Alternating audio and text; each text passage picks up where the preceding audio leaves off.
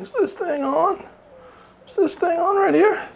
All right, guys, it's Friday. I'm here at the gym. Knocking out a few things right off the bat. I made a video about 10 days ago. My big box squat video where I did the chain suspended good mornings with, I don't know, 515, and then box squatted 707 for a triple. I talked way too long at the beginning of that training session, and you guys really were interactive and commented a lot. So you guys like it when I'm talking about what's going on before the training session? Interactive with the little video over here. You guys liked it or not? If you don't like it, I'll scrap it. If you do like it, I'll keep talking. Didn't get a ton more views, but you guys interacted with me a lot more, which I think is really, really cool. Always want to find a good connection with you guys. So I'm here at the gym. It's Friday. To be honest, my hands hurt from box squats. Box squatted 771 and a half on Wednesday, 2 days ago. Also did my chain suspended good mornings, 555 for a single. Just some token bench press work after that. My hands, I'm still nice and cut up. Let's scoot over here. Still nice and cut up across my knuckles from doing stones on Sunday. Trying to keep an infection out of that, which is hard to do. This will take about a month to heal probably. But a little trapezoid bone on my hand. Man, it's getting way overexposed. Find a little spot, little bone right here on my hand that's swollen up from holding the heavy squats in my hand. It's not too painful. Looks like it could be a little dislocated, sticking out. But I don't want it to get worse. I don't want to keep pushing it. I know that the heavy squats, the pressure on my hands is pushing down on my shoulders, my elbows, my biceps. I'm feeling it in my shoulders and biceps. One of those things, if I continue pushing it, if I keep doing exercises that put stress on the wrist, elbows, biceps, shoulders, front and back shoulders as well, that I'm going to continue putting myself into a situation where I'm going to be in some severe pain, not be able to train. That said, if I don't work those areas in some capacity, trying to find a balance, if I'm getting smashed on the back, and I'm not doing anything to open up the back and the front of that shoulder muscle, then it's just going to keep getting worse. The imbalance is going to get off. So I'm going to get back in the back and do some warm-ups as usual. Some bench press, some rows, a lot of machine work, full body warm-up, that sort of thing. Get my hip circle deal going on here at the gym. I've got my body covered in hot cream. I'm starting to get nice and red. Yeah, I'm nice and red all through here from the hot fire cream. It's the same temperature today that it was on Wednesday when I was here. The only difference is we're almost at 100% humidity and there's no breeze going on. Whereas on Wednesday I was here, humidity was low and there was a cold breeze coming in from the sea. If you haven't been here before, the sea is right there. Mountains are right up there. So no breeze, lots of humidity. Don't want to get dehydrated. I need to back off. I need to do the minimum. You need to do the absolute minimum. Got some ideas on front squats. I do want to come in. I'm doing the front squats for several purposes. Right off the bat, I want to use them to increase my deadlift a little bit. I do somehow tend to deadlift better if I've done front squats, and I'm a little sore from 2 days prior. The same with glute ham raises.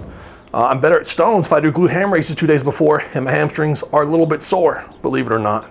So I'm doing front squats to help a little bit with my deadlift, help a little bit with my stones, and to help a little bit with my log press, as well as just to open my body up. And the front squat is just a good exercise, as long as you can do it without eating into your joints. So I need to base it around those kind of numbers. To loosen the body up, I don't need much weight at all. You know, the barbell on a plate per side loosens the body up. If I'm looking at 130 kilogram, 285, 286 log press, I need to be working somewhere around that area, around that number, a little below, a little above to build the log press. If my goal is to load that 166 to 365 Atlas stone, I need to be training somewhere around that, below my beloved stone, below or above, somewhere around that. Deadlift can be much, much heavier, but once again, I think the muscular work helps me on the deadlift. Same with the incline bench. I'll tell you what, I'll talk about incline bench when I get there. In the meantime, let's get moving. It's real easy to do. Check it out. The first I went to the side like my leg was broken. Shaking and twitching, kind of like I was smoking. People say you look like you say I'm on crack Humpty. That's how I think my body's in motion. It's supposed to look like a filler, a commotion.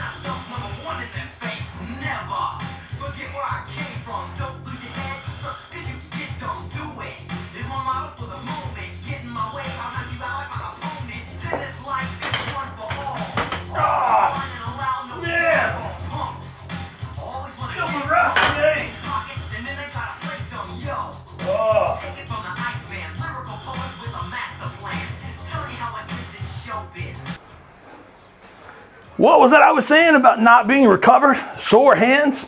Man, everything hurt about those front squats. Never, not once, got into a decent position. Hips are just tight, tired.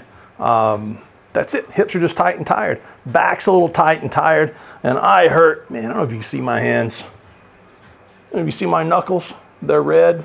Not just the cut ones, but just in general over here, if you can see those. Man, I hurt just, I've got the bicep tendonitis set in from the wrist all the way down to the biceps. I know it's initiated from the wrist, but as well as through the shoulders, front and rear delts. So the incline bench might make everything much worse, or if I do it correctly, might make everything a little bit better. So I'm gonna get on the incline bench. I'm gonna do some reps to get warmed up. And I'm not gonna kill myself on anything from here on out. At least I'm gonna try not to. So let's get started on the incline bench. Man, breaking a sweat. And see how far I can go today, guys. Got this microphone here so you can hear me a little bit better. I was just thinking the other day, I remember back when I was a teenager in the gym, and there was a guy who used to train. I was in the gym about the same time he was, and he was in his 40s at the time.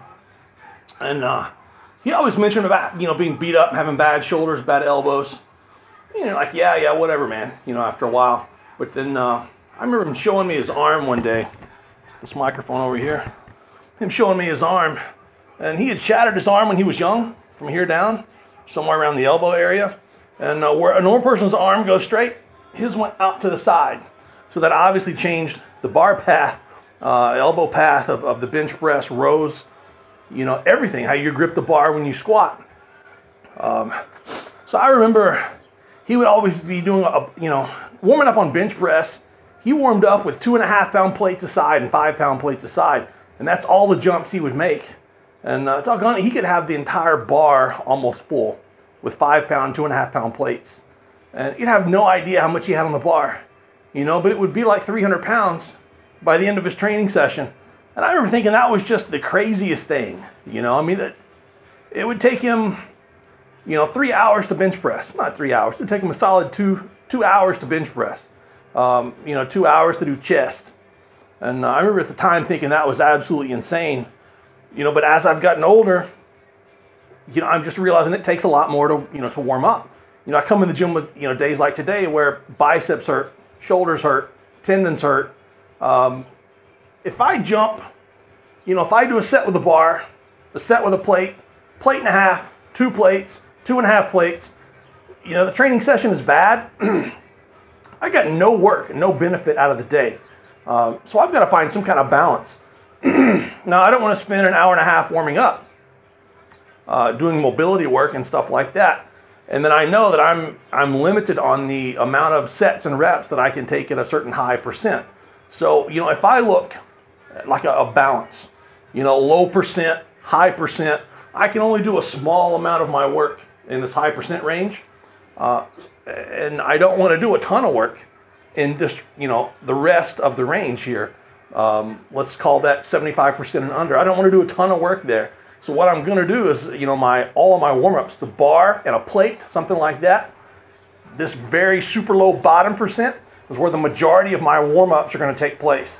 So I'm going to do a bunch. I've already done a bunch of sets with just the empty bar. Sets of 5, sets of 8, sets of 10s. I'm going to keep doing that for several more rounds. And then I'm going to do the exact same thing with one plate. I don't need much rest. I don't want to get a pump. I don't want it to be actual work. I just want to move. So I'm going to do sets of 8. And I'm going to walk over, get something to drink, you know, whatever. Come back, you know, this set of 8, set of 10, whatever. My body needs the time to warm up. It needs the sets to warm up. And I can warm up a lot with the bar and a plate. And it's not going to affect my max numbers really at all. But if I start doing the majority of my warm-up sets in that 50 and 60% range, it's going to affect my max numbers in there. Something to think about. If you get to the gym and you don't feel great, and you still want to hit those heavy weights with big numbers, don't kill yourself on the 50, 60, and 70% warm-ups. Don't do a ton of work there to get warm-up. Do a ton of work in the 10 to 15% range, maybe the 20, 25% range. Do a bunch of work, a ton of work, really heavy, dense work at that very light end of the load. So you've still got a big space down here left with a higher percent. So let me put this microphone back over here and get back to playing with the bar.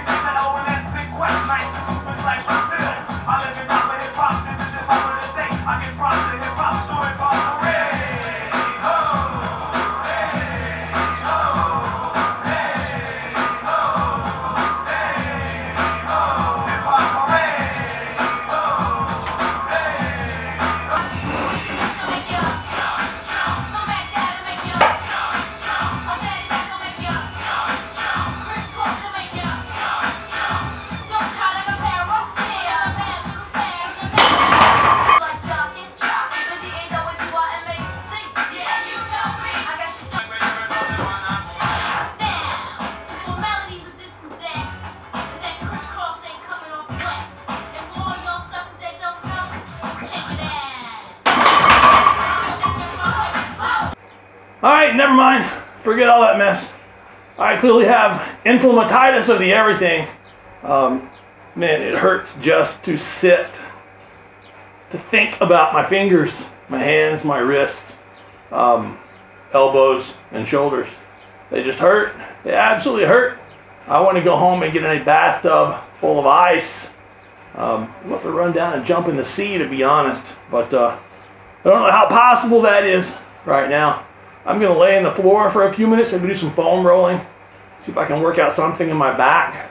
And then I'm going to go home and recover so I can be ready for Sunday.